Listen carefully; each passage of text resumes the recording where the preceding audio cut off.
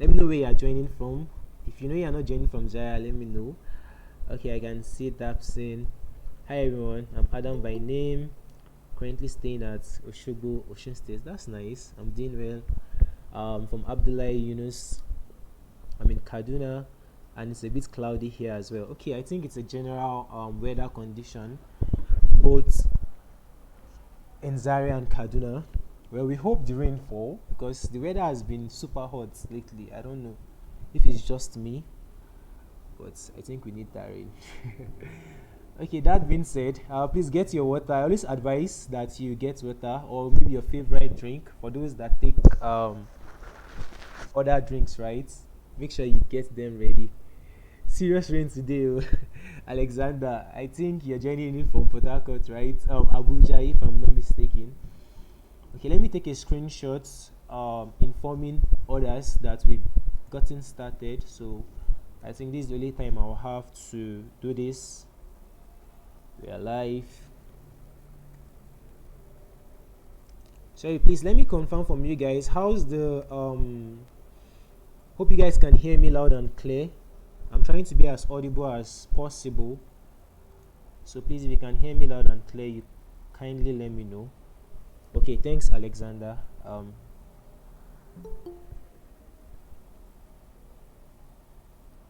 Okay, I just hope that this link is the actual one that we ought to use, because if it's not this one, that means the meeting is going to just hold for an hour. But aside that, I'll try as much as possible that you get as much value as possible. So it's 7:10, everyone. Let's get started. All right. Good evening, everyone, and welcome to GDSC. That's Google Developer Students Club. That's ABU Zaria. To give more context, right?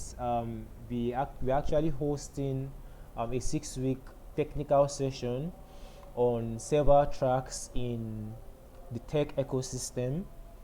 Yesterday we had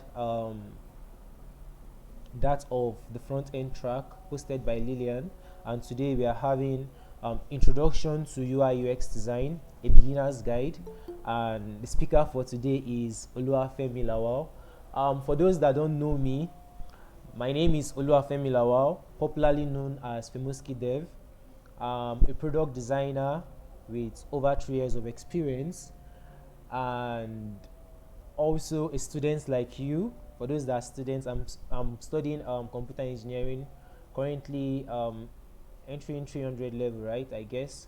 And I'm also privileged to be the founder of Femuski Dev Academy. So welcome to this session, and we hope to have a wonderful time together. So let's dive right into it. Introduction to UI UX design, a beginner's guide. Before I continue, please, if you can hear me, let me just see an emoji, or you let me know in the comments. All right, thanks Alex. I think Alex is very responsive. Thanks for that. So let's dive right into it. As I said, right, introduction into UI UX design, a beginner's guide, and I tag it as creating awesome user experience. So now I have a content schedule. Today we'll be discussing UI versus UX. We'll also be discussing the principles of UI UX design. We'll be discussing design thinking process. We'll also be discussing some roles that we have in UI UX design. We'll also be discussing the tools of the trade, right? Tools that we use in UI UX design. And if time permits us, we'll also be discussing the UX design process. So let's dive right into it. And also we'll have a Q&A session, right, whereby you get to ask your questions if you have any, and maybe you need clarity on anything. Please make sure you have a piece of paper by your side together with your water and biro, so that you can jot down your questions and ask them when it's time. So user experience, right? UI versus UX. So UX means what? User experience. That's just the basic meaning of UX, right? So in case you see UX anywhere, you should understand that it means what? User experience. Now, what is user experience? UX as I earlier said, right, user experience is how users feel, think, and react when interacting with a product or service. Now, to give you more context, um, let's say you are interacting, you join this platform right now from Google Meets, or maybe you got the information from WhatsApp and also from several flyers that we've put out, and that's how you got this information to join the session today. So now the feeling that you had all through the process of joining this session is known as the UX. So some persons might have a seamless network whereby they get to join in as fast as possible. Some persons might have bad network due to their geolocation and also the current networks that you're using, right? So UX is how users feel, think, and react when interacting with a product or service. Now, it's not just a product. Even when you maybe you get someone to work for you, or you're working for someone, right, the whole experience, right, is termed as what, your user experience. So on to the next slide. Another definition to give us more context about the user experience is that UX is the summary of emotions or satisfaction from interacting with a product or service.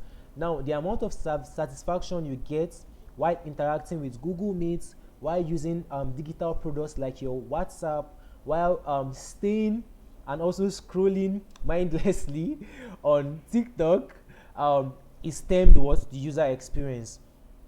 Now, for us to understand what user experience is, right, and also to make it more relatable, UX, bananas are easier to peel and eat compared to what, pineapple. Now, some persons might love pineapple, some persons might be a big fan of eating bananas, right? But you understand that when it comes to peeling banana, when it comes to chewing it, it's easier, right, to eat compared to when you have to cut a pineapple. Pineapple has a lot of process, and the experience is a little bit bad compared to while eating a banana. Going forward, UX lowers customer acquisition and retention cost while increasing productivity and revenue. Now, what this means is that good UX, that if you have a good user experience, it lowers the time that the user needs to learn your product, the time that the user needs to use your product, and also make it easier for them to use that product. And also it increases productivity, because one of the reasons why a lot of people can stay on TikTok is because of it keeps giving them certain content that you have interest in. For WhatsApp also, you are able to connect, chat with your friends and also your family members, right? And those you can also post on your status. So you should understand that good UX helps to what, increase your own productivity as a person. You can post on your status, you can comment on someone's status on WhatsApp, you can also post on Facebook. And also in terms of revenue, now for those that have the platforms like Mark Zuckerberg that we are very familiar with, Elon Musk, right, they tend to generate more revenue from a product that has a good user experience. So some of that products are WhatsApp, Twitter, now known as X, and also Facebook, Spotify, Apple Music. A whole lot of digital products out there has a wonderful good user experience. Now on to the next, user interface, because we are discussing UI versus UX, right? User interface. What is user interface? That's termed what, the anytime you see UI, just as I said with UX, you understand that what it is, user interface. UI design is the process of creating appealing and intuitive interfaces for digital products. Abu, Abu, Abu, Abu. Off that thing, I beg. Or don't use speaker now. Use your phone, I beg. Alright. Going forward, as I said, UI design is the process of creating visually appealing and intuitive interfaces for digital products. Now, the difference, one of the big difference between UX and UI is that in definition of UX design, you understand that I am using both products and services, But for UI design, it is user interface. So it is what the user is seeing. So it's the process of what you creating interesting and aesthetically pleasing interfaces for digital products. Now, what are digital products? As I earlier mentioned, we have several digital products like WhatsApp. Those are like the most popular one that we are familiar with. Google Meet is a digital product. Slack, Zoom. We have others, like even the games that you play right now, they are digital products. Softwares that you see on your, that maybe like Microsoft Word, they are regarded as what, digital products. Now let's move to the next. Now, what is UI UX design? Since we understand that UX design is satisfaction that a user derives from using a product or services, and UI design is the process of creating visually appealing digital products. Now, when meshed together, what do they mean? UI UX involves creating visually appealing and user-friendly interfaces, ensuring an overall user experience, right? So it involves you as a UI UX designer creating visually appealing and user-friendly interfaces. Now, aesthetics is just beautiful, right, without usability. So now, what makes your platform having a good UI is that both the visuals and also the visuals are looking good, that's aesthetically pleasing, is visually appealing, and also users can move from login down to completing the tasks that they want to. Now, for instance, on WhatsApp, before we start using WhatsApp, right, we had to log in with our phone number, we had to enter our username. For those that uploaded their pictures, you can also upload your picture. Now you get to see an empty state, right, of the chat feature. Now you have to start chatting with someone, so you have to check if anyone on your contact list has WhatsApp also. Then you can now communicate with them. Then the flow goes on and on and on and on. So for your products to be termed having a good UI, it means that it is visually appealing and user friendly. And for it to be termed having a good UX, it means that what the overall user experience is positive, meaning that users can move from login and they don't have any troubles, right, creating an account. And let's say in peradventure they face any issue while maybe entering a wrong phone number, they are getting feedbacks and all this. So all this, right, helps to create a better and awesome user experience. Now let's move to the next. You might be wondering, as I said, right, UI UX, it's termed, I want to clarify this before we go forward. It's termed UI UX not because UI is more important than UX, but in the next slide, I guess you get to understand more. So now, UI is how it looks. As I said, visually appealing products. Now you can see my screen, right? As I'm sharing my screen, you can also get to see other people that are on this platform. So what you see is termed what, your UI design, and how it works right now. I can speak, I can you can place comments, you can react and do a whole lot just on a simple product like Google Meet. Is termed what, the user experience. Now UI versus UX, right? UI is a big part of UX. So as I was saying earlier, right, I mentioned that it's called UI UX design just because I comes before X, but not because UI is more important than the UX right now. So user interface is a part of what, user experience, because for the whole experience to be better and positive, the product must also be what, visually appealing.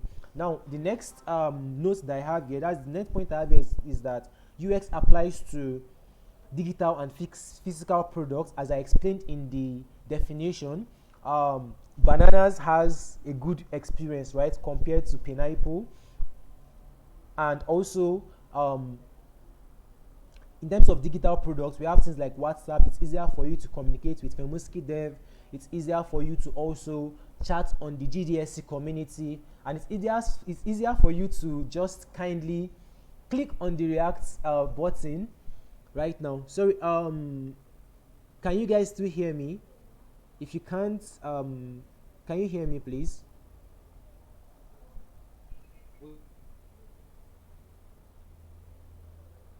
Okay, that's fine. Thanks, Lillian. I think Alex can hear me, and also Innocent. Thank you. So going forward, right? The third point is UI is specific to digital products, meaning that what the user interface is just specific to digital products. UX design is planning the user journey, as I explained, right? UX is the whole experience, meaning that a user should be able to move from creating an account on a platform, on a digital product, right, down to also completing their major tasks. So it takes the user on a journey. Now UI design is creating the interface. That's basically what it means, right? UI, which is the user interface, and UI interprets the UX using visuals. So now, for you to have a wonderful experience, as I earlier said, right, the UI must be visually appealing, it must be aesthetically pleasing, it must be beautiful, right? I'm sure a lot of guys here love people that are looking well and beautiful, right? You love aesthetics. So going forward, I need you guys to really understand this. That's why I keep on bringing it to you, right? UI is a part of UX. So you might end up thinking that, okay, you created a visually appealing product, but the question is it usable? Can users move from creating an account down to completing the major tasks? Can users learn how to use your products? Do they get certain feedbacks and all? So let's fast forward to the UX design responsibility. So you might be wondering, must I be a UI UX designer? No, you can. You might want to just be only a UX designer. Now, if you are to be a UX designer, here are some of your responsibilities. Amidst others, you are in charge of the user and competitor research. So you are in charge of ideation, validation. You are in charge of understanding the user and also understanding the competitors of the product. Now, when it comes to competitive analysis right now, for instance, we have Google Meet. One of its major competitor is Zoom, right? Amidst others. So you understand that when you are trying to create a new product, you might encounter existing products that do similar things to what you do. For instance, if you are trying to create an e-commerce platform right now, maybe a buying and selling platform, you understand that your major competitors might be Amazon, Jumia, and what have you. Now, the next point, that's the next responsibility of a UX designer, is interview users to understand their needs. A UX designer is always seen as the voice of the users, so you tend to interview the users to understand, okay, how they feel, what they say, and others. Now, a UX designer creates the product flow, wireframe, and also prototype. Now, as I said earlier, right, UI is a part of UX. So sometimes, as a UX designer, you might end up taking up the role of even the UI designer, down to also testing and also doing a whole lot of things. Now, the UX designer coordinates the UI designers and also developers. As I said, the UX designer is like the voice of the users, meaning that you tend to communicate the user's needs to the UI designer, who ends up creating a visually and usable interface, and also the developers implements the design. So it depends on how much the experience is. That's how easy it will be for developers to implement your design as a UX designer. The next point I have here is plan, information, architecture, and sitemap. So we understand things like flowcharts is also part of the responsibilities of a UX designer.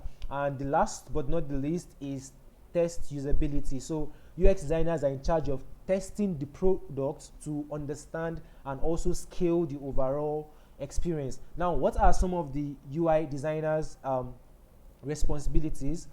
UI design transform UX goals, meaning that after the UX designer have done things like research, he has created a persona, he has also gone ahead to create a flow chart or a user flow, right?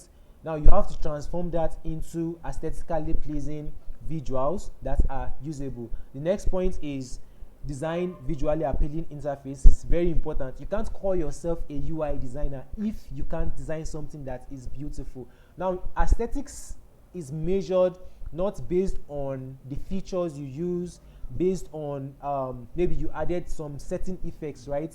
Aesthetics is majorly measured based on the visuals and also usability. I hope you get this. Now, in terms of another responsibility of the UI designer is to create style guides, pattern libraries, and also design system, which are three different things. All of them are like are subsets of each other. With design system as like their mother, right? So you are in charge of creating things like the color palette. You are in charge of creating things like the typography scale. You are in charge of creating several patterns or maybe components that will be used on that product. For those that are familiar with design system, you might understand, maybe you've used the material design system, you've used human resource design system by Apple, and also you've used the design system that was built by Shopify, that Shopify design system. So another responsibility of a UI designer is to create branding materials and also guidelines. Sometimes this is not your work as the UI designer, but peradventure you are the one that created things like the logo, you are the one that created some brand assets.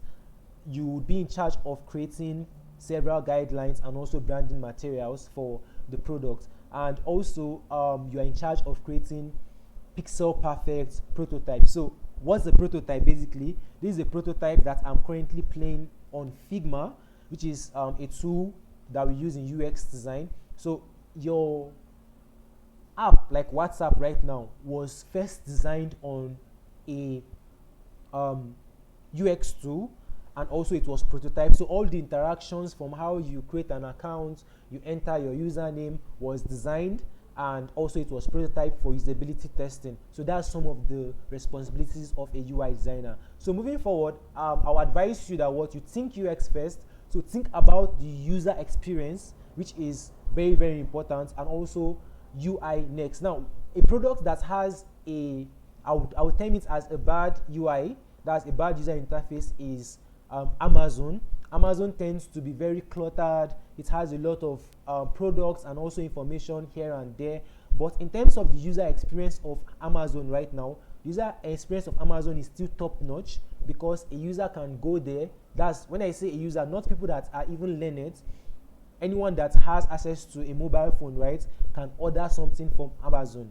That's based on their own statistics. Now, going forward, another topic of discussion today is principles of UI UX design. Now, there are several principles that we use in UI UX design now to achieve our goal. Our major goal is to create a product that is, one, aesthetically pleasing, two, that is usable, and also three, that is accessible. So in order for us to create all this, to achieve our goal, we need to follow some certain principles. Sorry, if you are with me, let me see an emoji, or maybe,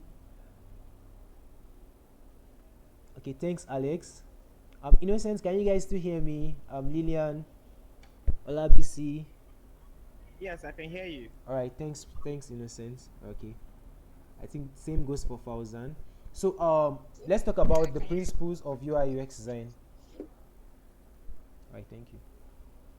Now, here are some of the principles in UI UX design that we use to achieve our goal. Now, there are difference between principles of design, which are the basic principles of design that every designer should know.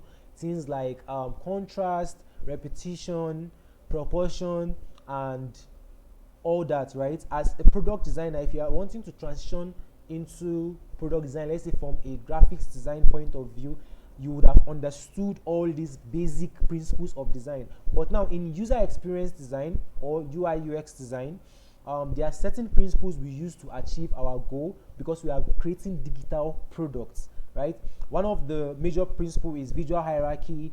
Second one is learnability, error prevention, efficiency, accessibility, feedback. Very, very important. So now let's go to the first one. as I mentioned, right, these are rules a designer must follow to create an effective and attractive product. Very important for us to understand all these rules. So the first one is what? Visual hierarchy.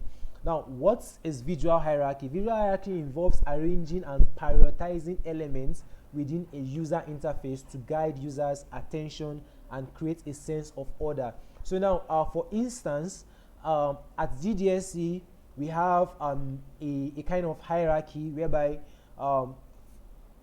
Kauna is our current GDSC lead. We also have like several major core team members holding several positions, right? Like Lillian, Tohib, and I. We also have Toby and a whole lot of persons, right, that are core team members. So we also have the members. So now, in terms of visual hierarchy, right now, it's important for you to prioritize elements on your screen, because now, looking at this screen right now, while creating this slide, I actually thought of my user, which is you guys that will be listening to me and also previewing the slides, right? I want you to first see the heading, which has a bigger text, and also you should be able to see the explanation, that's definition of that title, which has a smaller text. So in terms of visual hierarchy, the visual hierarchy, which is the title here, comes first, and the next one is the visual hierarchy involves arranging and prioritizing elements, which is the description of the title, comes next. So now, for better understanding, this is a platform I designed, I think last 2 years, for Defineable, formerly FarmBits. This is just a simple hero section. So in terms of visual hierarchy right now, the most prominent element here is the image by the right here.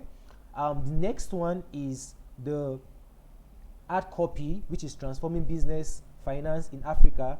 And another one that we have here is the call to action. That's the first call to action, starts launchpad. And the next one we have is what? Watch video, which is a secondary call to action. So you should understand that all this, you have to pay attention to all these details. Make sure that, okay, what do I want the user to see first? Okay, I want the user to see the illustration. Okay, now after seeing the illustration, okay, the user wants to understand what the illustration is about. I want the user to also read the ad copy and understand what we do. And also we have the nav bar here with the logo and other menu items right here, and we also have another call to action for the user. So but in terms of visual hierarchy right now, this image here comes first. Now the next one is learnability. This focuses on creating interfaces that are easy to learn and use. It allows users to quickly understand how to interact with a digital product or interface. Now for those that are familiar with the laws of UX, you might the Jacobs rule, right, might be ringing in your ear. And for those that don't understand that, I would advise you to go and read about the laws of UX. There's a website that you can just check out the laws of UX. It's just lawsofux.com. You get to check that out and also understand several laws that we use in UX design. Now in terms of learnability, right, your products must be learnable, meaning that it's easy. Most times we have a lot of apps on our phone, right?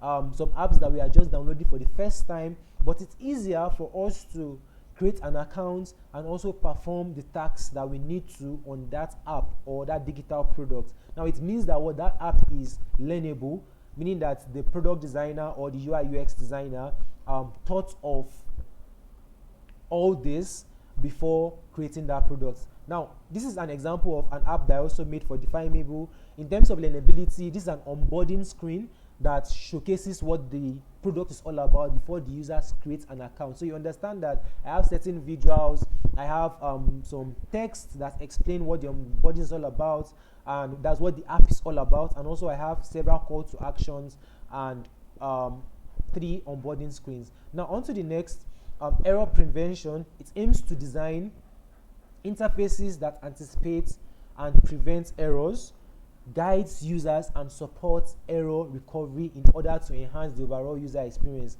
Now, this principle in UI UX design helps to what, to prevent errors and also guides users and supports error recovery. Now in the case whereby let's say you are trying to create an account or you are trying to recover your lost password, immediately you enter your email, you would get a feedback maybe via mail, and also immediately you get that feedback, the app is going to prompt you to maybe enter an OTP code. After you enter the OTP code, you get a response saying that okay, this is what happened, the email was wrong, or maybe the email was valid, and also you are now able to reset your password, just for instance. So going forward, this is an error prevention screen, just to explain the principle. It helps you, as you can see on this screen right now, a user can create accounts. From creating an account, the user enters their password. Now the next phase of entering the password, immediately users start typing the password, you understand that some of those checklists, right, begin to mark themselves. That's, for instance, user the password has to be more than 8 letters, or that's 8 characters. The password has to contain one number, and the password also has to contain at least one uppercase. So now the user is getting all this response immediately. The user is typing on it, meaning that what you are giving the user, making sure that the user is easier for us to prevent error. Now to the next principle, efficiency. Efficiency is key in UI UX design because it's very, very important. As a person, I don't think I would want to download an app, if not a game, that is more than 500 MB, except if I really need that app. So you understand that efficiency focuses on optimizing the user experience by minimizing the time. One, users don't have time, and there are a lot of competitors out there. Efforts, two, and cognitive load required to accomplish tasks and goals. Right now, in terms of efficiency, the size of the app, the ease of use of the app, right, also helps to promote efficiency. So if it's easier for you to use the app, like for TikTok right now, it's easy. You just need to be scrolling, and maybe once you see a video that you like, you tend to click on like. Now, in terms of also the size of TikTok, it has a normal amount of size. That's when it comes to an app, right? So that's basically the principle, efficiency. Now to explain efficiency better, you understand that this is a flow. Now to make this easy for users get to move from creating an account, that's entering their name first with limited and reduce the cognitive load. Okay, what do I need to do first? I enter my name. What do I need to do next? I choose a password. Okay, after doing that, what do I need to enter? I need to enter the OTP. After entering OTP, what do I need to do? I need to enter a username. So as a UI UX designer, you have to be thinking in this flow, understanding that you have to make things as easy as possible for users. If it's possible for you to spoon feed the user, as a UX designer, you have to do that because you are the voice of the user. Now, we have another one, that is accessibility. Accessibility is a science of making sure the product is suitable and for older users and also visually impaired and colorblind people, right?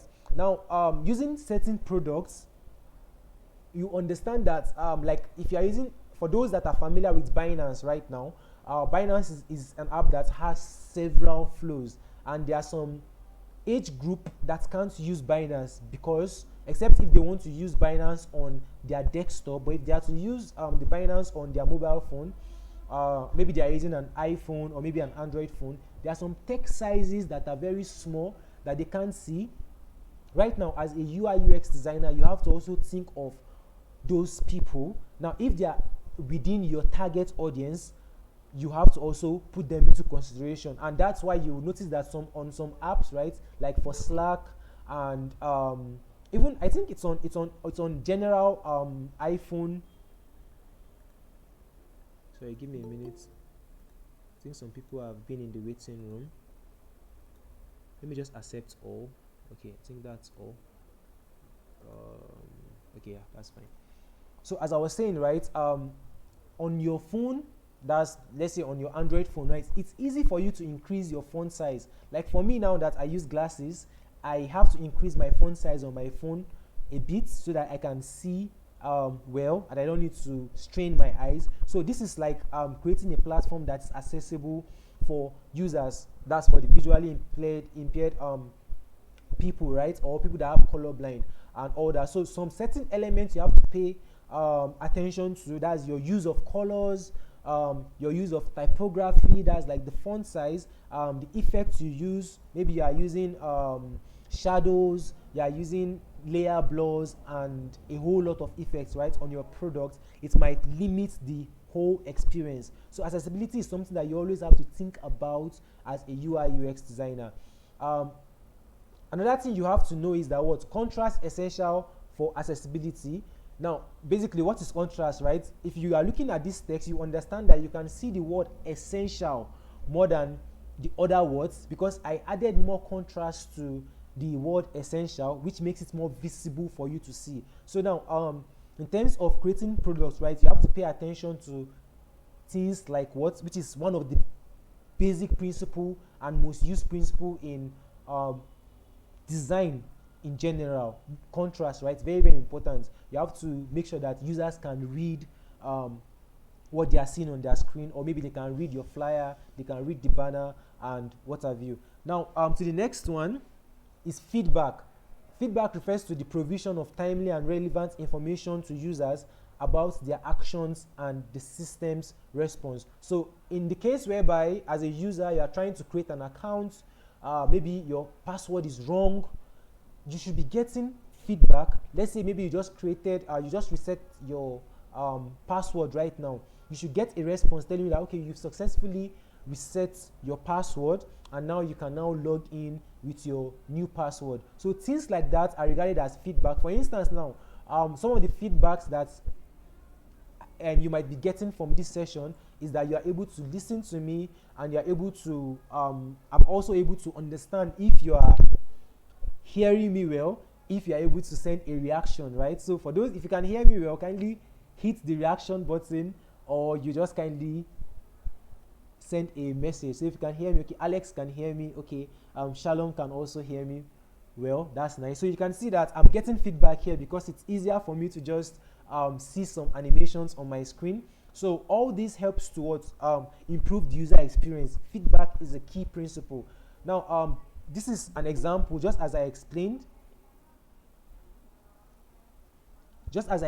right, users should be getting feedback at all time. So immediately the user resets his password, is telling him, okay, immediately the user enters his email, is telling him that, okay, click continue to set up a new password, meaning that what the email has been verified for the user to. This is what I was avoiding. I don't know, can we now just joined? I don't know how comes that this link that we are using for the platform is not the link you shared on the group, but that was the link on the events details page, right? After maybe RS creating that's registering for the events, and now I'm getting a notification that this event is ending in 15 minutes. So I don't know if it's possible for us to put out a link on the group for everyone to join back, so that we'll continue the session for those that are interested. But I just received a notification right now. So can you see that I'm getting feedback from an ongoing event? So on to the next one. Aesthetics, right, is a key principle, which is what a lot of UI designers always hope to achieve with their design. Aesthetics defines a design's pleasing qualities. Aesthetics includes factors such as balance, color, movement, pattern, scale, shape, and visual weight. So all the basic principles of design, the way you use them is very, very important for you to achieve a product or a digital product that is aesthetically pleasing. So for instance, right now, I made these slides to be as simple as possible because I want it to be very simple and also usable, which is one of the key traits of aesthetics, not just beauty. It's all about if the user can use that thing that is very beautiful, right? So on to the next one. Users are influenced by what? By aesthetics of an interface even before they evaluate its functionality. So for instance, right, I I always used to say this. Users will stay on your platform, will come to your platform because of how it looks, and they will stay on the platform because of how it works. So now, the UI is how it looks, and the UX is what how it works. So for instance, right now, the reason why we are all on Google Meet is because we could click on a button and just join, right? Now, for us to stay on this session, if this session is not informative, or maybe you don't have interest in it, you might end up leaving, which means that what it's not functional to you. So, but in terms of aesthetics right now, you came, you saw that everything is looking so beautiful, but in terms of the information you are getting, you are not really comfortable with, so you had to leave. So that's how the aesthetics is, that's how you are influenced by what, by something that is visually appealing. Everyone wants something that is beautiful, but it's when you now take time to start using the product, you start saying that, okay, this font, I can't even read this chart, I can't see this button, I can't click on this button, okay, it means it's not usable, please let me look for an alternative. So that's how most times you end up losing your users. So just an example of a product that is aesthetically pleasing is the view round product that I worked on. You can see that it's looking all fine and all that, but in terms of usability, it's until when the app is out there, when users are using it, that's when we understand that, okay, if this beauty is maybe this is beauty with brains, right? For instance. So going forward, let's go to the next topic of discussion: design thinking, which is one of the most important parts of UI UX design. That's your ability to think as a designer. Now, what is design thinking? Design thinking is a human-centered approach to solving problems. So now, as a UI UX designer, or often regarded as a product designer, your ability to what, to create solutions to problems is what make you a very good UI designer, or a good UX designer. For instance, right now, the designers at WhatsApp, they are thinking very fast. They thought of having voice notes, right? You can also add voice notes as a status right now, which is a new feature. So they are just thinking of things that will make the experience better and also easy for you as a user to use their products. For instance, right now, you can easily send a voice note. If the voice note is too long, you can just click on maybe 1x, 2x to fast track the voice note, and within few minutes, right, you have listened to that voice note. So there are certain things that you have to think about as a UI UX designer. You always have to think of ease of use for the user, and this helps you to solve their problem. Now, there are several phases of design thinking, which are some of the phases that we use to solve problems, because design thinking is our own approach as designers towards solving users' problem. Now, before I go on, I don't know if Kauna, are you on the call, please? If you can hear me, you can kindly unmute your mic. The meeting is going to end in 10 minutes. Sorry, can you guys still hear me? Yes, we can. Okay, that's fine. I don't know. The meeting is ending in 10 minutes. If Kauna can hear me, she can kindly propose a solution. Okay. Okay, nice. Okay. I've checked my WhatsApp now. I will share the link to I'll share that with you guys right now on the chat, so you can just quickly copy it and you rejoin on the next meeting link. I think this should give us like maybe 30 minutes to conclude the session. So thank you. Please you can kindly leave this meeting and join with the link I just posted in the chat. So for those that are on the GDSC group, you would also have access to it. So I've just pasted it right now. For those requesting for the link, that's it. So please, I'll advise you guys to kindly leave and join on the other one so that we can continue the session. Thank you.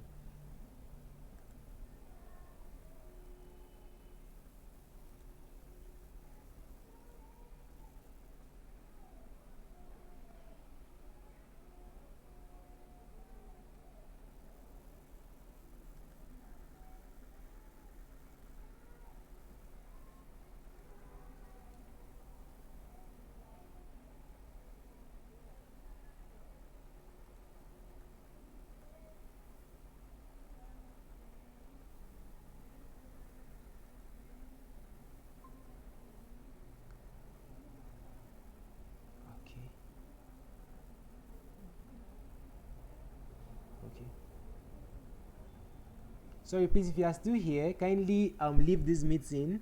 And sorry, if you are still here, please kindly leave this meeting and join with the new link. Thank you. People are still joining with this one. Please, if you are still here, kindly leave this meeting and join in with the new link. This meeting is ending soon. So here's the new link here. I just pasted it again, so you can just kindly copy it and rejoin on the new one. Let me also paste it here for those interested, so Alex can get access to that.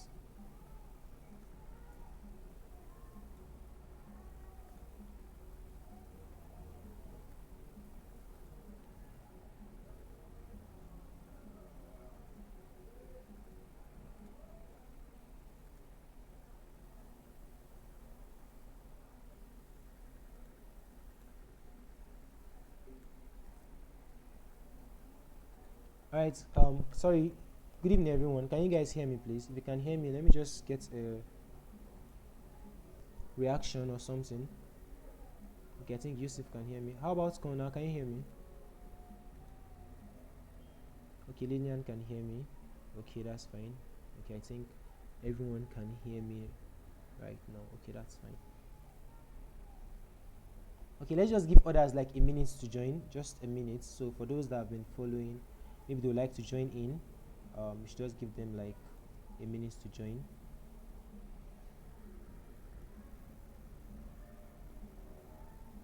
Yes, it's still on.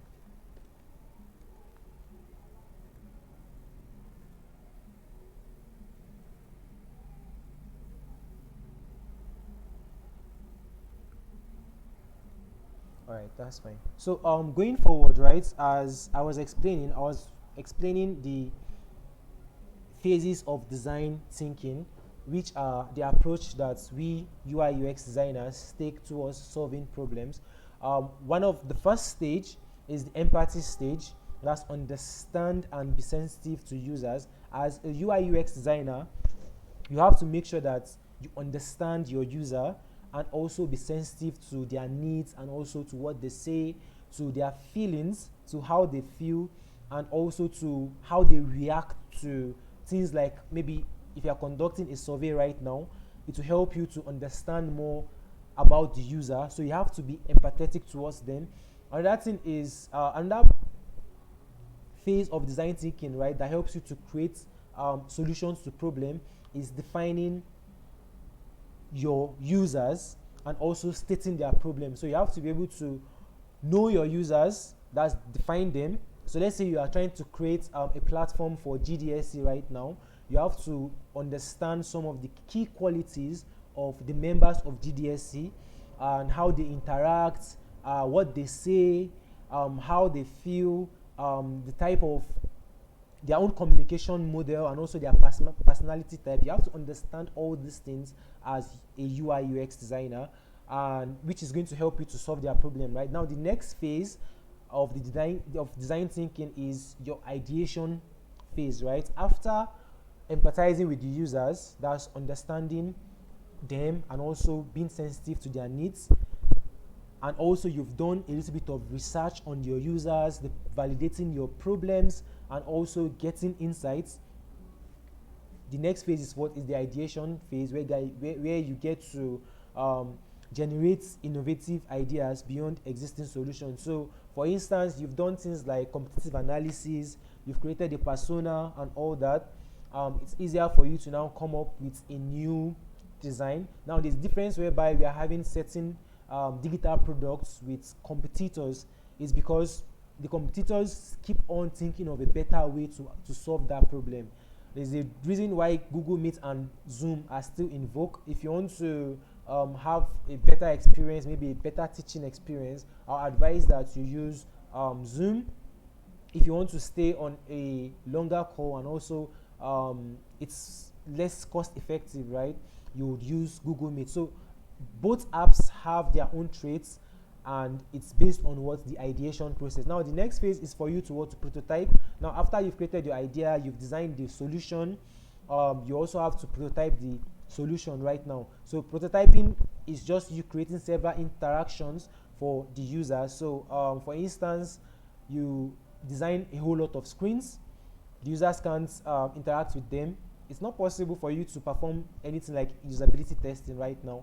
You have to create a working prototype for them to be able to use that product. And the last phase of the design thinking phase is testing your solution. That's usability testing. Very, very important. It helps you to understand if you've actually created a solution for that product.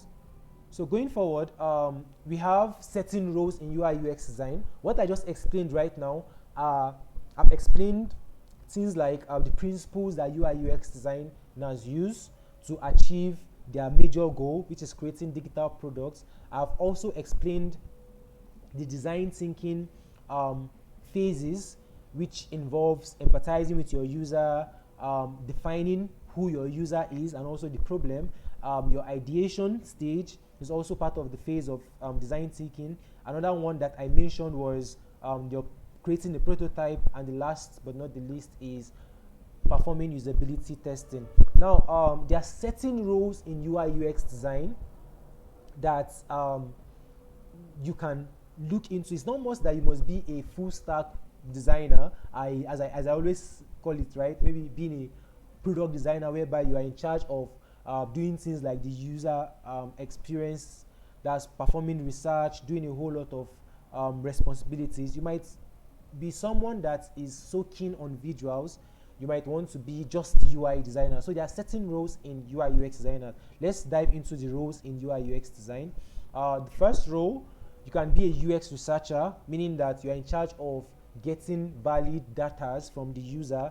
That's through certain research methods, like maybe performing a qualitative research, or maybe you are looking for a quantitative data, right? As a UX researcher, you are in charge of that. So you have to do things like maybe putting out surveys, going to the user geolocation to understand how they behave, what they say, how they react to things.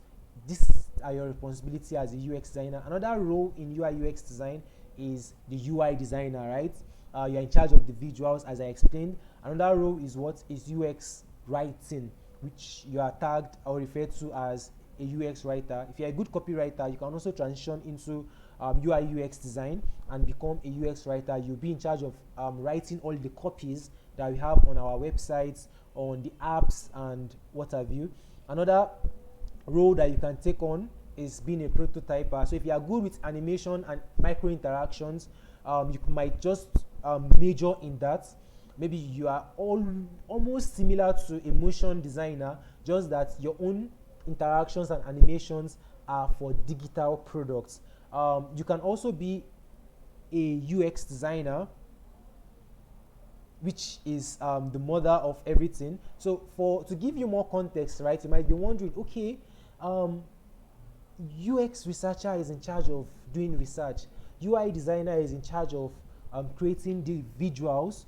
What exactly is the responsibilities of a UX designer? Now, a UX designer, right, in most it differs across several regions. Maybe when you are tagged as a UX designer, the responsibilities differs. Sometimes you might end up doing the role of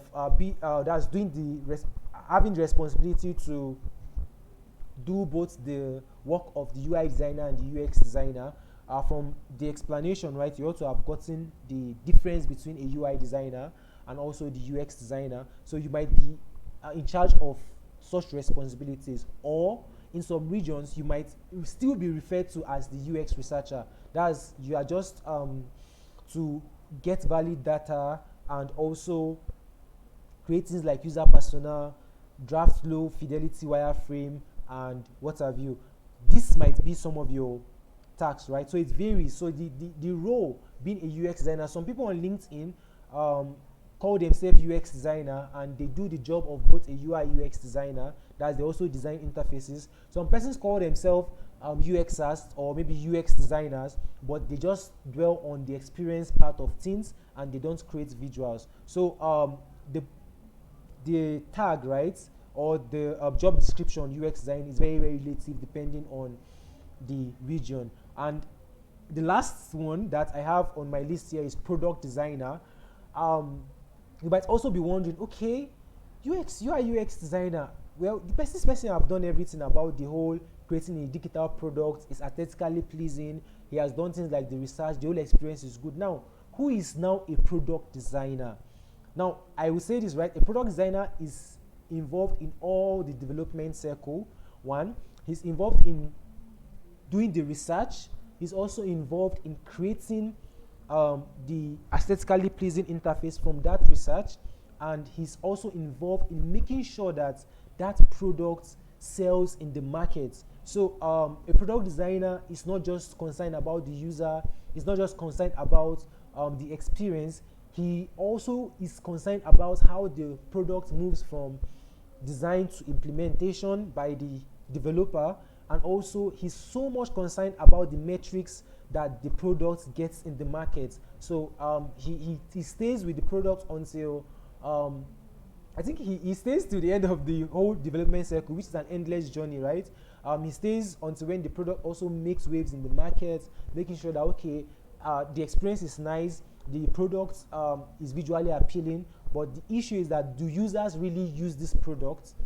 He stays to does the product also serve the business needs of that's the business needs, right? As a product designer, he also look at all those metrics, very very important. So if you want to be a full stack designer or a full stack UI UX designer, you might be referred to as a product designer because you are in charge of the visuals, you're in charge of the experience, and also in charge of making sure that the product itself, that is solution, aligns with the business needs.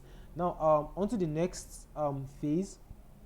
Now I need to put this out there also. There are several careers in UI UX design that I did not list, and the truth is that the demand is growing as more businesses focuses on user-centered design. At the moment, I think there's one current role whereby you are just I think that's been existing for a while. Design system specialist is also a part of UI UX design.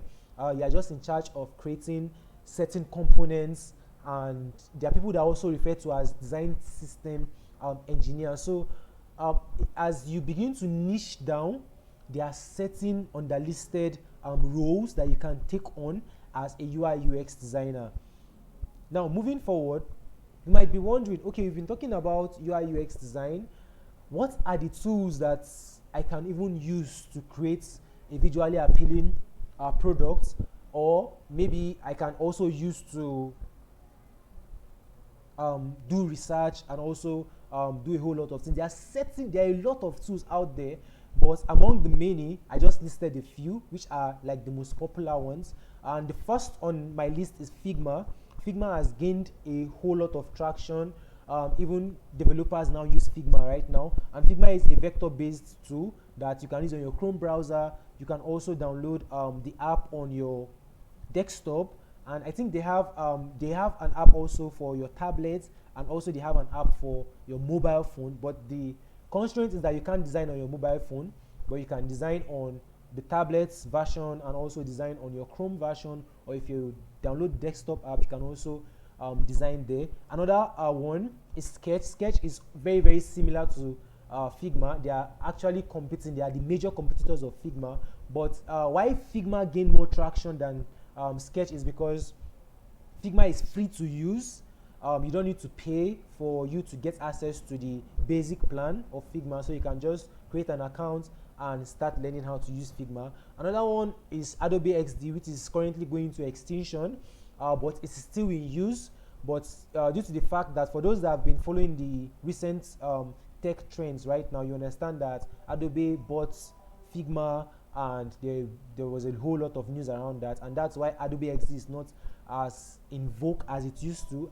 For me as a product designer, I started out using Adobe XD, but at the moment I'm so much fascinated about what Figma are doing, and I've taken Figma as my major product design tool.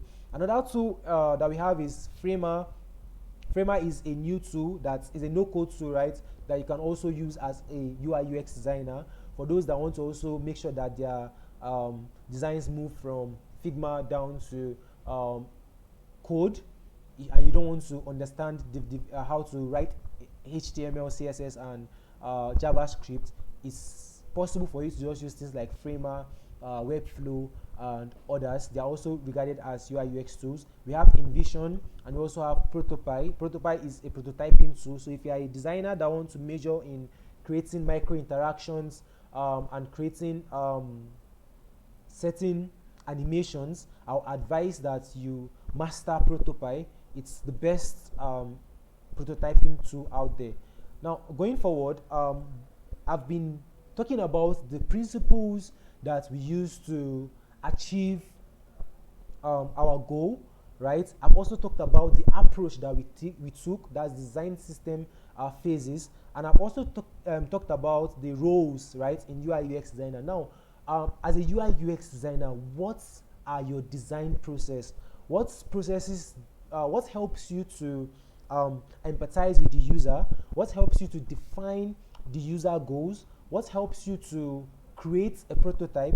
And what are the processes that you use to perform usability testing? So let's dive into the UI UX design process.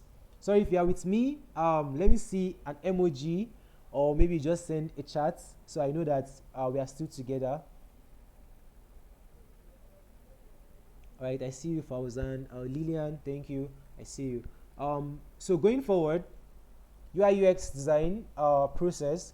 The first process is UX research, which involves what? Understanding the user. It's a very, very important aspect of process, a very, very important process in the UI UX design. That's UX research. So understanding the user, their needs, validating the idea. If maybe you are trying to create an e-commerce platform right now for that would be used by if you are trying to create an e-commerce platform that will be used by ABU students, you should understand that you have to do an extensive research and make sure that you understand them and they are able to use your product. So that's one of the processes that we use. Another process that we use is the information architecture, which involves things like your persona, user persona. It involves things like creating your user flow. That's the flow that a user moves from creating an account down to completing a task. All these are subsets under information architecture. We have the user story and a whole lot of data, right? In terms of you placing your data well, they all fall under information architecture. Another one is the UI design and prototyping. I added this together because they are processes that are interlinked. I always advise as a UI designer that you should be able to create a prototype out of your design so that it's easier for you to explain your designs to developers and also major stakeholders of the product. And another process that we use is usability testing and feedback. So there are certain tools we also use for usability testing. There are a whole lot of tools basically, so you can do your research on that. And if you are opportune to be in our next class, we'll be diving into UI UX design processes, so you get to understand all those processes that we use. And the last phase of the UI UX design is the development phase, because I would say this: your products won't be used by you there in Figma or maybe on Adobe XD or on Sketch. It's going to be used by real users. So now adding the development phase to your process is very, very important. So you must understand how developers will also implement your design. For me, it gave me an edge as a designer because I'm able to understand how the development cycle work. And one of the most prominent feedback I've been getting lately is that, Femi understands our development cycle and it's easier for him to interact with developers. So as a UI UX designer, you ought to also understand little things like HTML, CSS, and maybe basic JavaScript if you must. It's not super essential, but it's very, very important for you to also master all those things. It gives you an edge and makes you a better designer. Now, the UX design processes, right, as I explained, right, covers research, design, testing, and validation with continuous improvement and iteration. So this whole processes doesn't end there. Sometimes you might start from information architecture. Maybe you are a UI designer you might even start from creating a prototype. Maybe an existing designer has created the UI design for you. You might just be in charge of maybe doing usability testing. So the process you can jump on the process, right, depending on the tasks that you have at hand. So it's not like you must start from user research down to the development phase every time. Sometimes you might not even do research based on maybe the research has been done by other persons. So your own responsibility is now to create, let's say, things like the user flow, create things like a user persona. For if you want to learn more about user persona, right, you would attend the next session, which is on the UI UX processes. It's coming up next week, Saturday too. Also, you might even jump on just designing visually appealing interfaces, or maybe you might just be the prototyper on that product. So now the next phase is that, as I explained, right, the UX design process is not linear. So you should understand that it's not much that you must start from UX research every time down to the development phase. You might even jump on, I research at every stage. Sometimes I might be designing right now, okay, this flow doesn't make sense. I have to go back to my information architecture and check my user flow to understand that, okay, I need to refine this flow so that it has a better experience. Now, I will leave you with this question, which is a very, very important question for those that are just wanting to get started, because the whole essence of this technical session is to guide those that want to find their foot in tech, so you'll be able to choose a tech stack or a niche, right, for yourself. So from everything you've heard today, ask yourself this question: is UI UX design a suitable career path for me, right? And if you're able to answer that, then I should see you in the next technical session on UI UX design that's happening next week. And you might say that as a person, I don't really want to complete the technical session, which I advise that you do. What roadmap can I give, right? Can I use to learn UI UX design? Okay, I want to start learning immediately. I don't want to wait for next week. I want to start learning today. I want to start learning this night. There are certain roadmap that you could take. You can get started with courses. That's the Google UX course is something you can apply for. There are tons of resources out there that you can use to learn UI UX design, but this is like a streamlined roadmap that I created, that I feel like if you follow these steps, it will be easier for you to learn UI UX design. Now, the phases, the first one is understand the basics. Please, very important, you have to understand the basics of design, not UI UX design right now. The basics of design, and the basics of design are things like proportion, contrast, white space, basic elements of design. Also, you must learn that color, shapes, typography, lines, and all that are elements of design. So you have to learn all this, understand the basics well. Understanding the basics helps to give you an edge. Now the next one is to learn design principles. So you get to learn the laws of UX, you get to learn the UI design principles as I've listed them. There are a lot of principles out there, but these are just a streamlined one that you can master for now, for those that are just getting started, and it's easier for you to understand. And get familiar with design tool. I advise that you don't just go around wanting to learn every tool. You want to learn Photoshop, you want to learn Figma, you want to learn Illustrator, you want to learn Protopie, you want to learn this and that. Yeah, it's a journey, right? But please take your time to master one. I can say right now that I'm very, very proficient using Figma as a tool compared to Photoshop or Illustrator or any other design tool. Not that I don't use them. I use Photoshop for things like mockups, also photo manipulation. I use Photoshop. In terms of creating logos, sometimes I use Illustrator if I want to create a more robust logo, and I'm maybe facing some constraints on Figma, I dive into Illustrator. But if I'm asked that what is my major tool, Oluwafemi or Femuski Dev, my major tool is what? Is Figma. So try and master one tool before you start. The good part about the whole design ecosystem is that most of the tools are interrelated. So if you understand one, it's easier for you to understand another. So let's say you're coming from a graphics design background, you understand things like Canva, you understand how to use Corel Draw, you understand Photoshop. It's easier for you to become a wonderful UI UX designer and using Figma. So another process or roadmap that I would say is that study existing designs. The resources are out there for you. You have places like mobin.com to visit, and you get to see screenshots of existing products that you can study and recreate. Growing up as a designer, one of the most important things I did that helped my process and helped my journey was that I recreated a lot of existing designs. This will help you to hone your design skills, build your eye for aesthetics, and also understand certain flows that a user would take while trying to.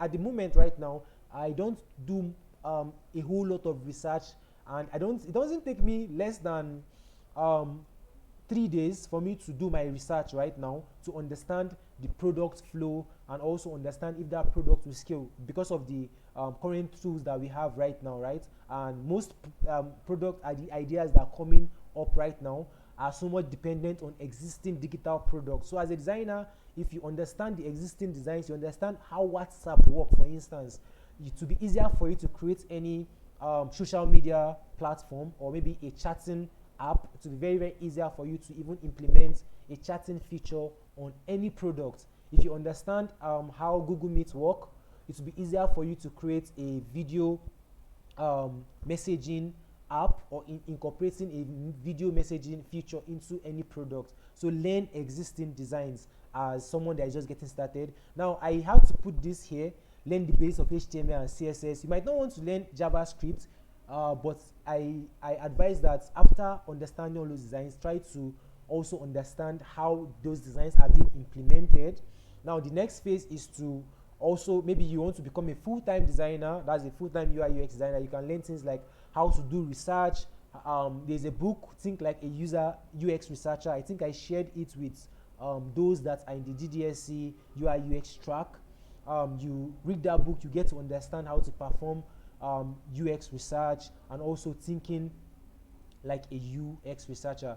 Another process that that's part of the roadmap is to understand your information architecture, wireframe, and prototyping, understanding how to do things like usability testing, visual designs, animations, and micro interactions, the responsive and also adaptive design. There are two different things. Responsiveness involves you creating several device views, right, for a product. For instance, if you have a website like Facebook right now, it's easier for you to use a web app like Facebook on a desktop screen, and you can also use it on a mobile device, right? So you understand that there are certain designs that change. There's certain layouts, certain elements of designs that had to change for it to be adaptive, right, on several devices. So as a designer, you have to also understand all this. Now, growing up as a designer, one of the things that also helped my process, right, is that I focused more at the beginning stage, right? I focused more on creating websites, and immediately I'm creating the desktop view, I try as much as possible to also create the mobile view. That's the mobile responsiveness and also the tablet responsiveness. It helps you to understand the font sizes that works on desktop view compared to the font sizes that works on a mobile view. It also helps you to understand the colors. That's your use of colors. Also helps you to understand things like imagery. Sometimes some image might go off while previewing on a mobile view and all that. So another process that is part of the roadmap is building a portfolio. I try to stress this as possible. I want to clear the air on this, right? As a designer, just understand that there's nothing like a perfect portfolio as a designer. So growing up as a designer, I actually thought that I have to have some certain skills. I have to be able to design maybe a functional app before I have a portfolio, right? A portfolio is just to showcase your recent experience, right? That's your most recent experience. And also, in order for you to get a gig, right, you have to have a portfolio. Very important. Even internships positions, right, you have to have a portfolio that showcase your current experience. So that's what a portfolio is. So as you grow, you tend to refine your portfolio. If you are having your portfolio on places like Behance, Dribble, maybe you have a personal website, you are using Webflow, you are using Framer, you can still refine them as you grow as a designer. So our advice, after you've understood all the basics of design, you've been able to recreate designs, and you can even post your replicated design. But I advise you, please be very, very cautious about this. Make sure that you put it there that I replicated this design. If not, you might end up being dragged on X, formerly known as Twitter, or maybe on any design forum that you find yourself. Another thing that I'll advise you through your process as a designer is stay updated with trends. As a designer, I try as much as possible to limit those that I follow on design platforms like Instagram. I make sure that I'm following people that are very good with design, people like Calypso Design. I follow there are a lot of them I follow on my Instagram. You can just check out my Instagram and you get to also follow them if you want to. But these are good designers that have built capacity over time. So in terms of also staying updated with recent trends, you should also be active on forums. I think most of the information that I've gotten about the current tech trends, I do get those information on the GDSC group before I go and do more research, and also I get the information from maybe Instagram. So I make sure that all my social media platforms are related to design, since that is the career path that I have taken as a person. So another important process that is part of the roadmap is networking and collaboration. As designers, I think Figma is so much telling you to collaborate right now. So you can even have up to 50 persons working on one Figma file. It's easier for you to collaborate with another designer. So for instance, you don't have an idea but you are good with Figma, another designer has an idea or developer, you guys can collaborate and create the solution that you have to, and you can even add that to your portfolio, right? So you don't need to wait for anyone. You can do this alone or you can work as a team. And I advise that collaboration is key in today's world, and networking also. It helps your process and also fast track your whole journey, right? I think some of the gigs that my first gig, I got it from also someone that, if you are in the GDSC group, you would be familiar with Imran. My first official UI UX gig was from Imran. Imran reached out to me that, okay, he used to see that I used to post on WhatsApp that I'm a designer. I design because I keep informing him. He was my friend at that time. So he just reached out, okay, I applied for a gig and he thinks they need a designer. Okay, let's come on board. And that's how we got to collaborate together, creating, working with FarmBeats, now known as Defineable. And we had a wonderful session, and also it helps to fast track my process. I think I met Imran. For those that are familiar with ABU, I met Imran in engineering, and I talked to him and we exchanged contacts, and I got a gig. That's my first gig that paid me, I think it paid me a whole lot of money, I would say. Came from networking with someone. So it's important as a designer to also network, and it's a continuous process, right? The learning process continues. As today I watched a tutorial on brand identity design because I'm trying to also improve my knowledge about creating brand identities and all that. Yeah, so keen on the amount. And my first gig was I think I was collecting 30,000 naira monthly, and I was not being paid for the gig actually. It was just a stipend for electricity bills and data before we now got onboarded as the real G's, right, on the products, and we started receiving a comfortable pay. So the first payment was just basically for data. I think it was 30K per month, I guess, at that time. So it's a continuous process, right? So keep on learning. Today, as I mentioned, right, I learned a lot about brand identity design, and I created a brand identity today, right? So it's all about learning. There's always more learning to be done. So don't limit yourself. Don't think that, okay, you've learned UI UX design, you've learned Figma, you've mastered Figma, and you feel at the moment right now there's nothing for you to learn. With the recent change in the world right now, you understand that you have to make sure that you meet up with trends. At the moment, we if you're a UI UX designer, you would have understood. You have had something like the bento um, style, and a whole lot of design trends right now are just flying about. But our advice, as long as you want to also stay updated, make sure that what you try to mitigate what you are the informations you are getting, right? It's not every information that you really need. So that's all for this session. The next session is going to be more interactive, and also we'll be working in Figma. You get to see things like the user flow and also understanding the UX design process. So our last phase of this whole discussion is the Q&A session. So if you have any question or you have anything regarding UI UX design, maybe um, why didn't you pick a career path in UI UX design? I think this is the time for you to ask them. So if you have a question, kindly raise up your hand and you can kindly unmute the mic to speak. Okay, I think I can see Henry, if I'm not mistaken, or yeah, okay, Adimuchi, Christopher right now. Okay, yeah. You can ask your question, please. You can kindly unmute your mic.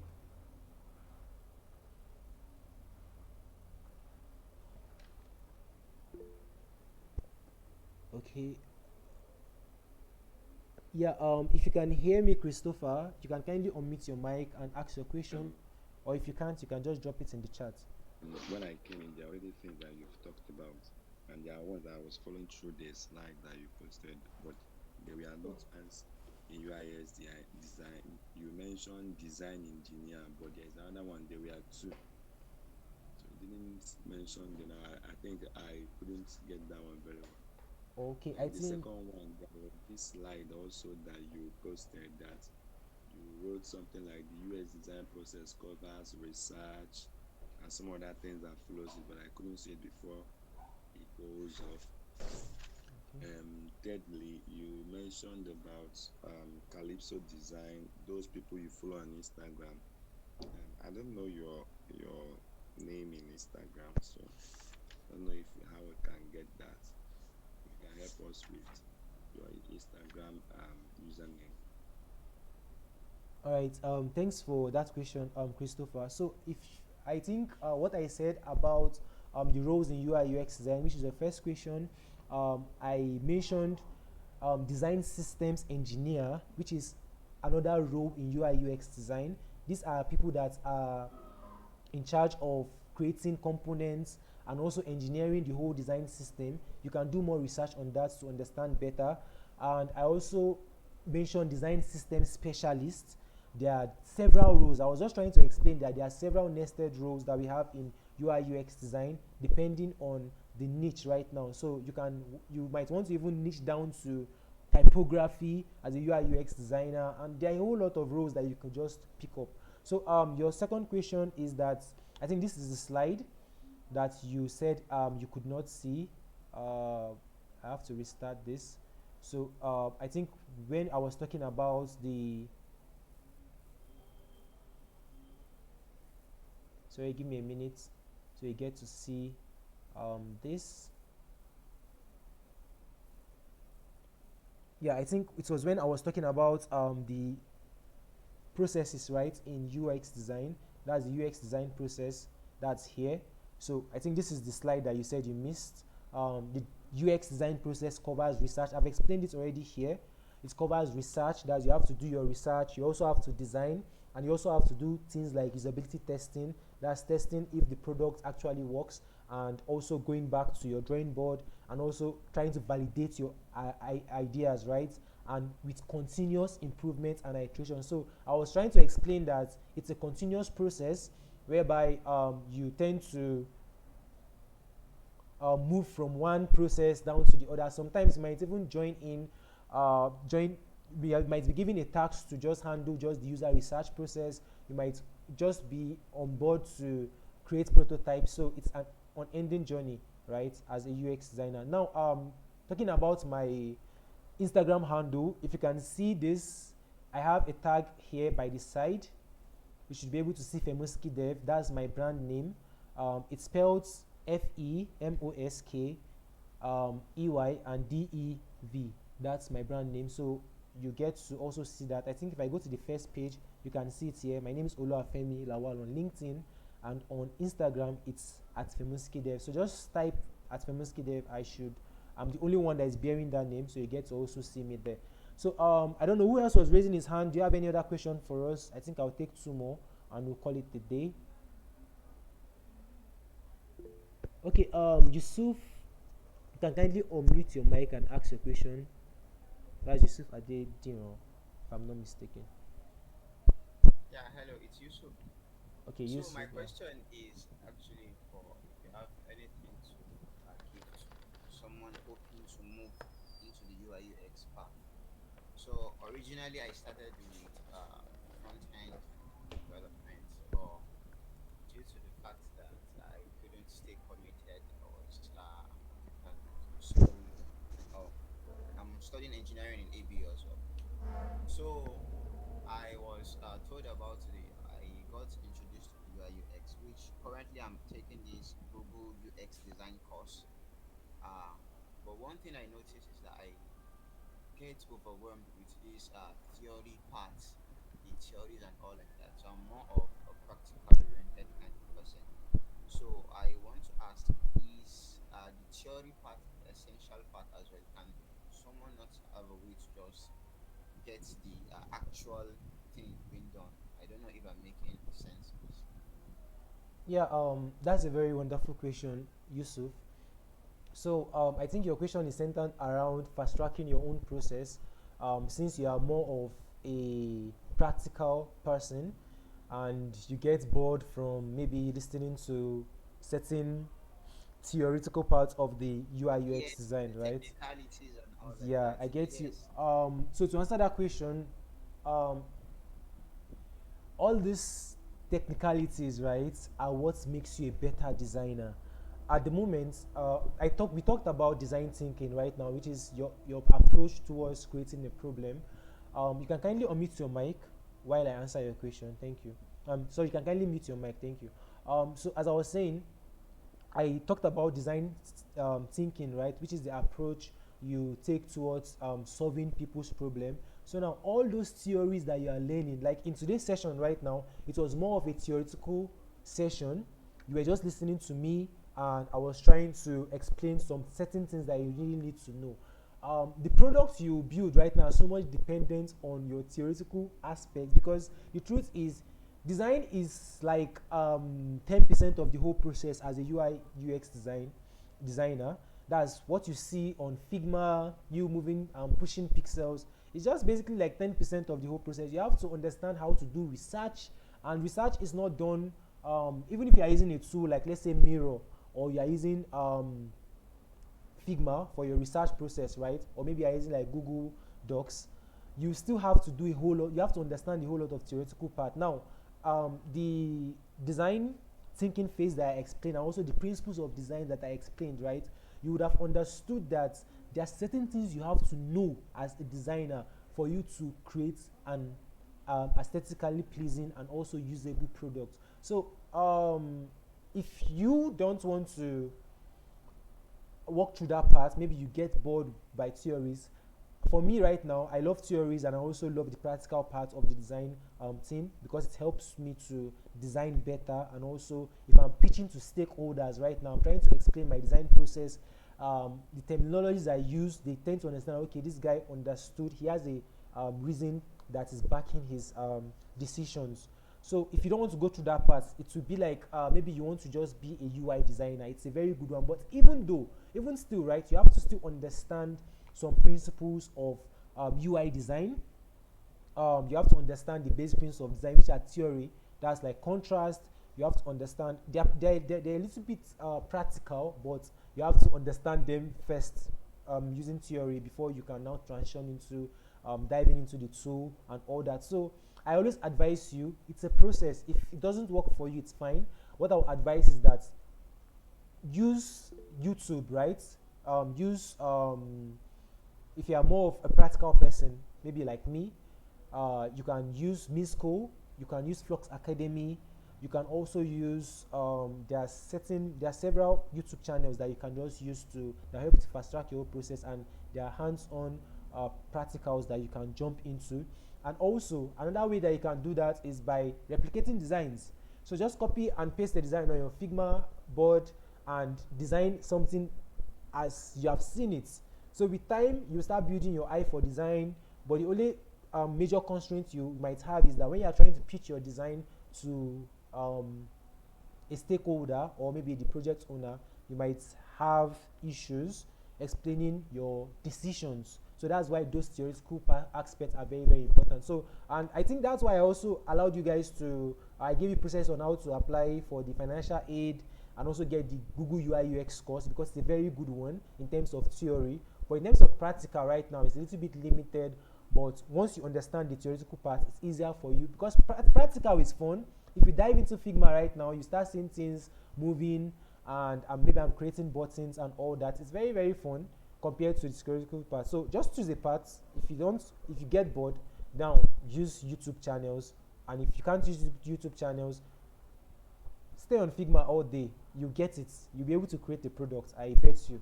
And that's that. So I'll take okay, I think two persons are raising their hand. Um, okay, just one. I'll take Abubakar. I can't pronounce the whole name, but if you can hear me, please kindly unmute your mic and ask your question. Abubakar. I think it's Abubakar Lima, I guess. Good evening, sir. Yeah, good evening, Abubakar.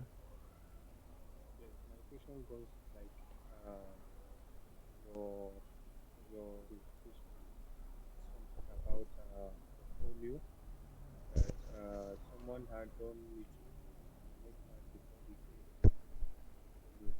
I think portfolio is it not done by someone that has to like knowledge, or somebody that has knowledge on how to create uh, design courses, because one what I understand on what you are saying now is that someone have to get a portfolio where is going to be uploading what is the work that is done by him.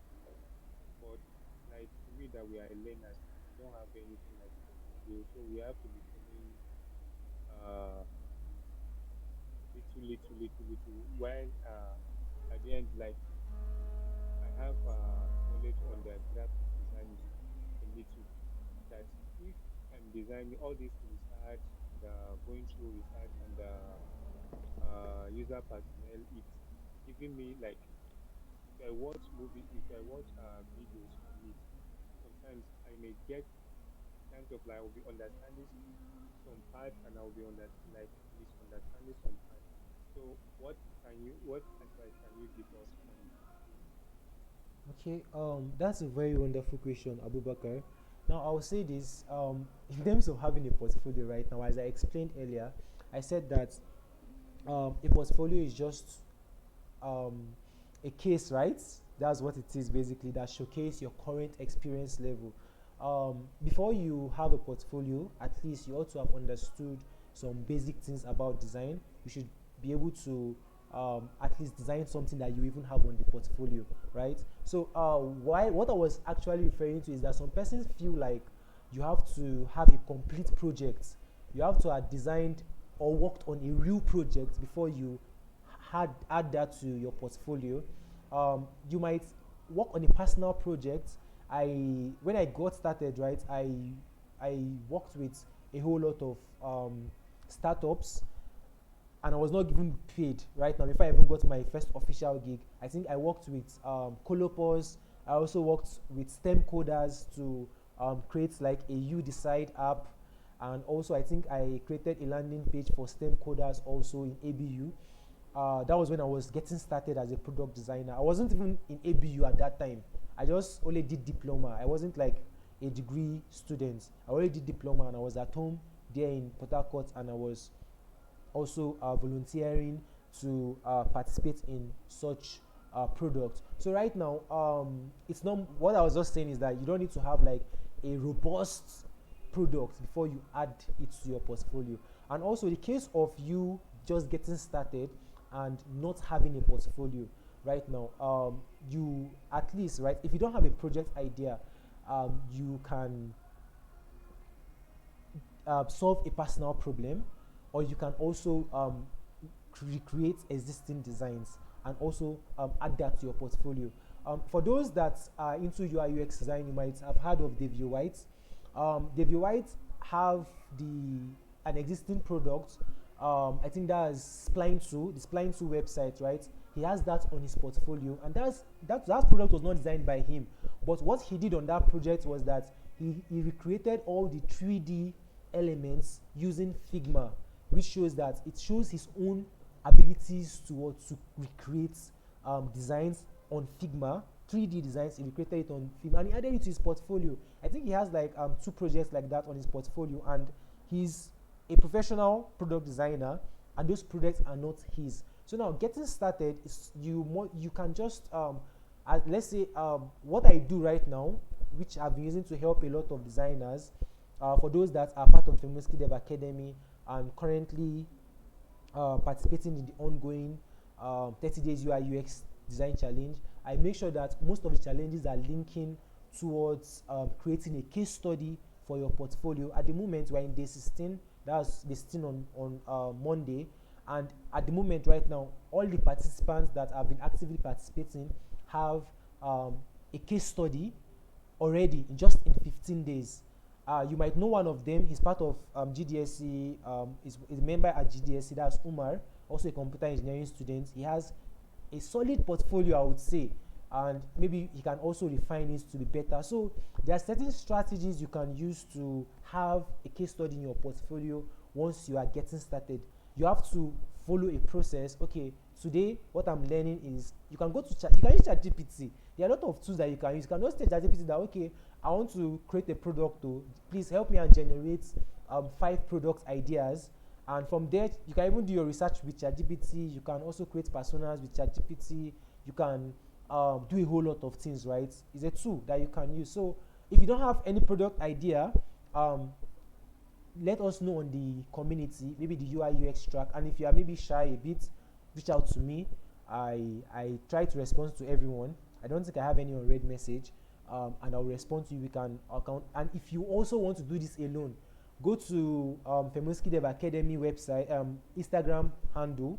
We are on Instagram, and I think as at last year, all the challenge the tasks that we had last year, I uploaded all on the Femoski Dev Academy Instagram handle. So you can also have several design tasks, daily tasks that you can jump on.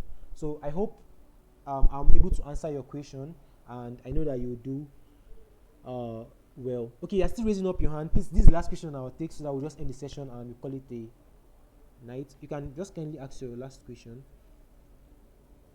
Yes, the second question is that on your academy, how can someone join your academy soon, or is there anything like form, opportunity, or joining your academy?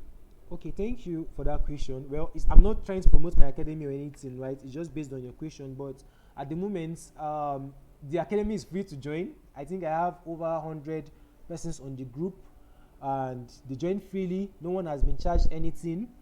And even the 30 days UI UX design challenge, the winner is going to go home with 30,000 naira, and you're not charged anything. But from next year, we'll be having our courses there, whereby if you want to kickstart your process as a UI UX designer, you can also join.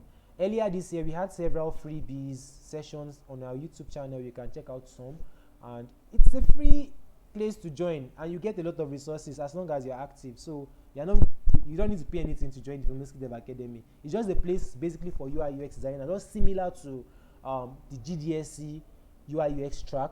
So most of the informations I put out there on GDSC UI UX track are either coming from the Feminist Dev Academy platform, or it's moving from GDSC UI UX track to Feminist Dev Academy. So if you are in any of these two, you have all the information that you need, and in terms of fast tracking your process would also help you. I think I and Tohib, right, are really trying our best to make sure that it's easier for you guys to get started as UI UX designers. I don't know, Fauzan, you're just raising up your hand.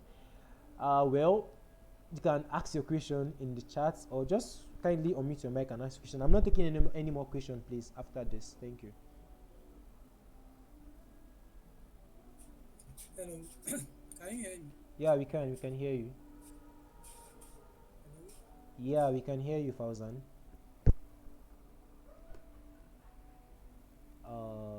Please, can you guys hear me, or it's I just? can. Yeah, I can hear you, Fauzan. Yeah, we can hear you. Okay, thank you, Innocent.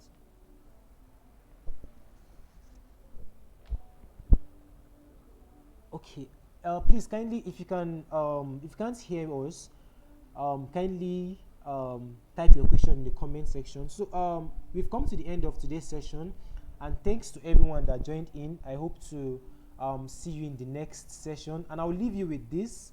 At least, even if you do not join from the beginning stage, right, of the session, at least you'll be going home with something.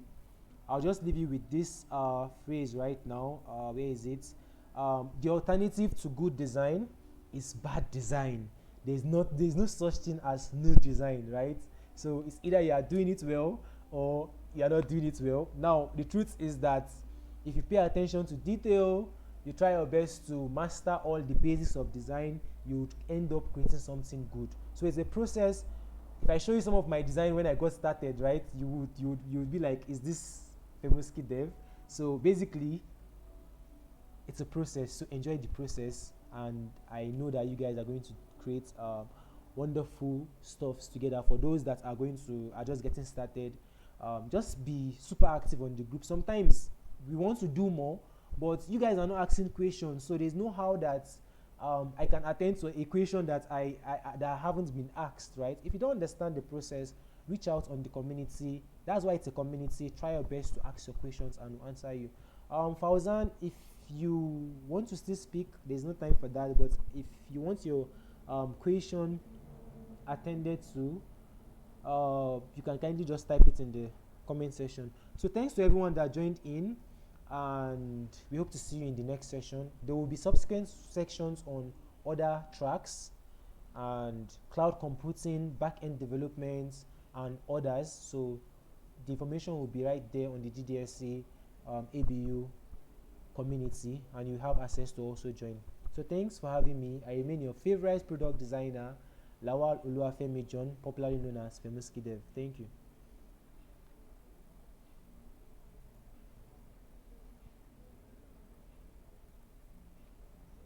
Oh, Jesus.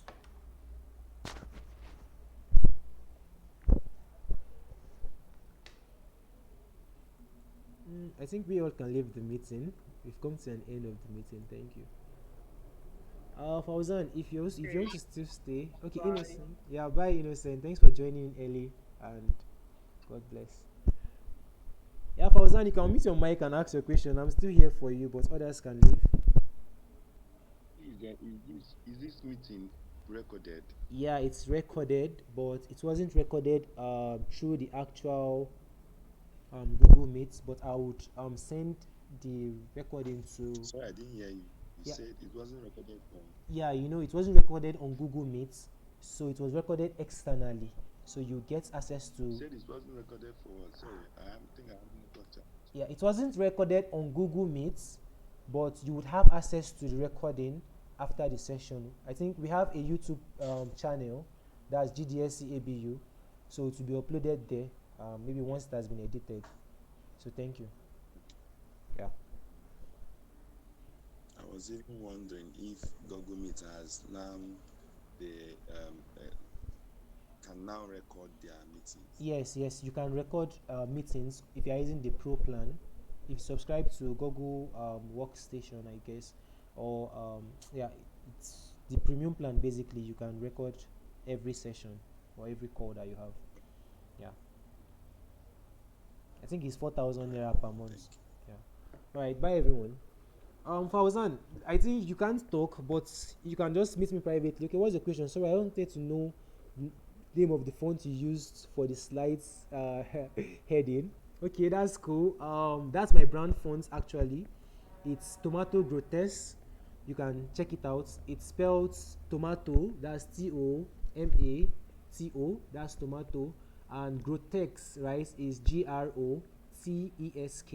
So that's the heading font, and for the body font is Inter. I used Inter, and my third font is Gilroy. But Gilroy, you can't access Gilroy on internet. It's a premium font, except if you want to pay for that. But Inter is accessible, so you can use Inter. Inter is what I used for most of the design, together with Tomato Grotex. What you are seeing now, right now on your screen, is Tomato Grotex. Notice the A. The A has a different view, and also the G, and also other letters basically. So I guess subsequently you get to learn about all these things. So thanks to everyone. I have to leave now because I have to go and eat. And bye everyone. Oh God, thank you. You're welcome.